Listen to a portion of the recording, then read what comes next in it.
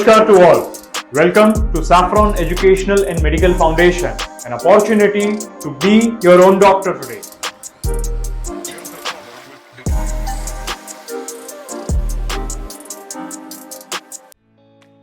How to eat, अरे बाप रे, बहुत बड़ी चीज है।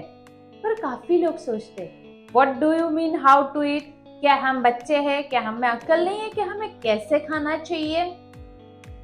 नहीं, हम सब जानते हैं और जानबूझकर ये गलती करते हैं। हाँ जी, how to eat is really very important to learn. देखिए, मैं सिंपल एक एग्जांपल देती हूँ। आप अपने ग्रैंड पेरेंट्स को या काफ़ी घरों में पेरेंट्स को पूछ लीजिए कि आप जब भी खाना खाने बैठते थे तो आपके घर में क्या आजकल ये जो डाइनिंग टेबल और चेयर है वो थी, या आप नीचे ज़मीन पे बैठते थे कुछ आसन बिछा के? देखिए, एक बात है, हम अपने खाने को हमेशा भोग बोलते हैं। भगवान को चढ़ाने के बाद हमारे जो कस्टम्स है, हमारी जो प्रथा है, उसमें हम अपना खाना पहले प्रकृति यानी कि भगवान को चढ़ाते और फिर अन्न ग्रहण करते हैं। अन्नपूर्णा माता जो हमारे घर में हमेशा रहती है, जिसके वजह से हम कभी भूखे नहीं रहते हैं, तो उसका आदर कीजिए, उसे रिस्पेक्ट कीजिए और हमेशा खाना इस तरह से खाइए, हाथ जोड़ के पहले, कि हम आज के दिन के लिए बहुत लकी है कि हमें ये अच्छे से भोजन मिल रहा है। आज अगर आप देखेंगे वर्ल्ड पॉपुलेशन का रेशियो, तो ऐसे काफ़ी सारी कंट्रीज़ और प्लेसेस है जहाँ पे लोगों को एक टाइम का भी पेट भर के खाना नहीं मिलता है, या तो पूरे अमाउंट में पानी पीने को भी शुद्ध पानी नहीं मिलता है। काफ़ी सारे ऐसे बिलो पॉवर्टी लाइन में जो जगह आती है वो है। तो वी आर दैट लकी कि हम जो खाना चाहते हैं वो खाना हमारी थाली में आ रहा है। तो उसके लिए कृतज्ञ रहिए माँ प्रकृति का, माँ अन्नपूर्णा का, कि हम आज ये खाना खा रहे हैं। ये सोच, this is called a positive attitude. अगर आप हमेशा खाने में पॉजिटिव एटीट्यूड रखते हैं तो जो आपकी सलाइवरी ग्लैंड है वो अच्छे से एंजाइम्स को सिक्रेट करती है।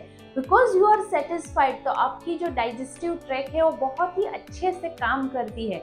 जहाँ जिस एंजाइम्स को मिक्स होना है, जहाँ जिस डाइजेस्टिव जूसेस को मिक्स होना है, वो अच्छी तरह से चर्निंग प्रोसेस में अपना काम करती है, जिसकी वजह से आपका डाइजेशन और मेटाबॉलिज्म अच्छा रहता है, आपकी इम्यूनिटी अच्छी रहती है और आप स्वस्थ रहते हैं। तो देखा ये किस तरह से कॉम्बिनेशन में चलता है। ये ऐसे ही नहीं बोलते हमारे कल्चर में। हम बात कर रहे थे खाना किस सिस्टम से खाना चाहिए, what is the right method of eating food. उसमें काफ़ी सारे अलग अलग चीज़ें हैं जो सच में हमारी आज की लाइफ में, या तो बोलिए आज की जनरेशन को समझाने की ज़रूरत है।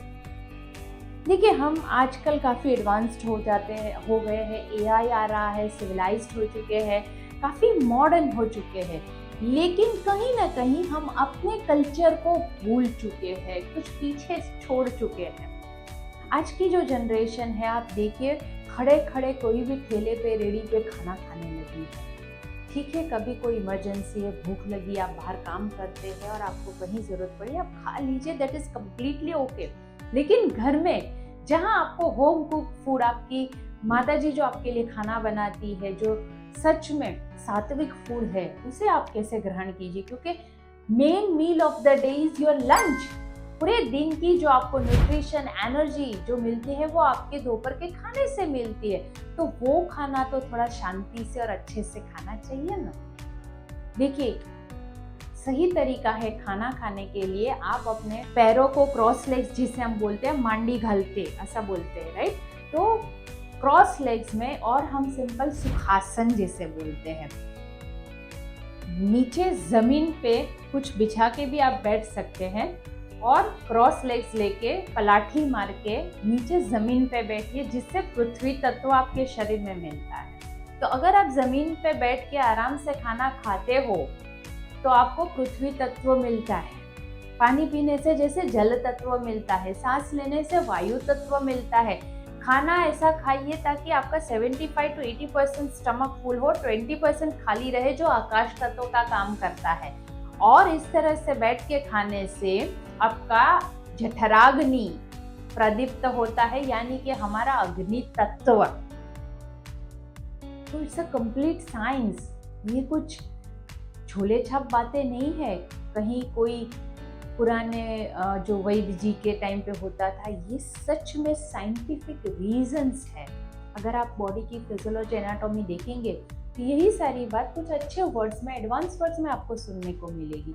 तो सबसे पहले आज से ही खाना खाने के लिए अगर आपके घुटने में दर्द नहीं है, आपको एजेड नहीं है, तो नीचे क्रॉस लेग्स लेके जमीन पे खाना खाना शुरू कीजिए और देखिए आपका डाइजेशन कितना इम्प्रूव होता है। ये जो रीजन स्टमक वाला है उससे रिलेटेड अगर कोई बीमारी भी है आपको, तो किस तरह से सिर्फ नीचे बैठ के खाना खाने से ये प्रॉब्लम सॉल्व होता है। सेकेंड, आजकल लोग पैरों में जो बोलते हैं कि काफ मसल ज्यादा पेन करते हैं, वेरिकोज वेन्स हो जाती है, नी प्रॉब्लम्स क्रिएट हो जाते हैं। तो ये सबके लिए अगर इनसे बचना है तो आज से ही डाइनिंग टेबल को घर से निकाल दीजिए या खुद उस पर बैठना बंद कीजिए और नीचे जमीन पे बैठ के खाना शुरू कीजिए और देखिए आपके काफ मसल्स, आपका डाइजेशन और आपके रिप्रोडक्टिव ऑर्गन्स कितने एक्टिवेट हो जाते हैं। सेकेंड, हम सब बिजी है, अग्रीड, पर इसका मतलब ये नहीं है कि 40 मिनट भी अगर आप अपना खाने के लिए ना निकाल सके। यानी कि मेरा कहने का तात्पर्य यह है कि आप जिस तरह से आजकल खाना खाते हैं, खुद सोचिए, या तो मोबाइल हाथ में रहेगा, लैपटॉप चालू रहेगा, टीवी की स्क्रीन चालू रहेगी, क्या रहे हैं? वेल एजुकेटेड पर्सन ये कॉमन सेंस ध्यान नहीं दे रहे हैं। देखिए, एक तो कोई भी इलेक्ट्रॉनिक गैजेट्स के कुछ रेज होते हैं, हम सब जानते हैं, जो शरीर के लिए अच्छे नहीं होते हैं। सेकेंड, हम अपना खाने का कंसंट्रेशन नहीं बैलेंस कर सकते हैं। देखिए, हमारी सलाइवा जो है वो हमारे डाइजेशन के लिए बहुत ज़रूरी चीज़ है और वो सलाइवा जब भी आपका खाने में कंसंट्रेशन रहता है तो ही जनरेट होती है, तो ही वो सिक्रीट होती है। जब आपका ध्यान ही कहीं और है और सिर्फ आप एक रोबोट के जैसे खाना खा रहे, चबा रहे और पेट में डंप कर रहे हैं, तो सोचिए पेट की क्या हालत होती होगी। नीचे जमीन पे बैठ के खाना खाइए। खाते समय हो सकता है उतना इलेक्ट्रॉनिक गैजेट से दूर रहिए। तीसरी बात, खाना पेट भर जरूर खाना चाहिए, यानी कि सिर्फ 80% वो आपका हार्ड फूड हो, 20% आपका पेट थोड़ा सा खाली रखिए, ताकि उस सिस्टम को काम करने के लिए भी तो जगह चाहिए ना। अगर फुल हो गया तो सिस्टम काम कैसे करेगी? देखिए, अगर आपको 1 किलो का डब्बा दिया जाए और उसमें आपको बोले कि 1.5 किलो मूंग भूज इसके अंदर डाल के पैक कीजिए, do really think is it possible? ज्यादा से ज्यादा 100 ग्राम और ऊपर हम डाल सकते हैं, कुछ भी करके दबा के। बट जब भी उस डब्बे को खोलने जाते हैं तो क्या होता है, ओवरफ्लो होने की वजह से काफी सारी चीजें नीचे गिर जाती है, या तो खोलते टाइम वो इधर उधर उड़ जाती है चीजें और वेस्टेज होता है। एग्जैक्टली लाइक दैट, अगर आप 100% स्टमक फुल करते हैं तो दैट इज द वेस्टेज। उससे अच्छा है 80% खाइए जो आपकी भूख है, 20% अपने जगह दीजिए, उसे स्पेस दीजिए आकाश तत्व के लिए, ताकि आपकी डाइजेशन अच्छे से हो पाए और डाइजेशन के बाद आपकी बॉडी उसमें से न्यूट्रिशन भी एब्जॉर्ब कर पाए। जगह साफ सुथरी होनी चाहिए, शांत वातावरण में खाना है। आई अग्रीड, आजकल लोगों को ऑफिस टाइमिंग्स रहते हैं, ऑफिस में बैठ के खाना पड़ता है, जो सुबह का टिफिन लेके गए हैं, दैट इज़ ओके। मैं ये नहीं बोल रही हूँ कि काम धंधा छोड़ के सिर्फ खाने पे कंसंट्रेशन कीजिए। अरे भाई, काम धंधा करेंगे तो ही तो खाना खाने के लिए कुछ पैसे कमा पाएंगे, इट इज़ वेरी प्रैक्टिकल। लेकिन खाते समय आप शांति से बैठिए, आजू बाजू के स्ट्रेस को भूल जाइए, पूरा कंसंट्रेशन आपके खाने पे रहना चाहिए और आपके आजू बाजू जो आप बैठे वहाँ पे किसी भी तरह की गंदगी नहीं होनी चाहिए।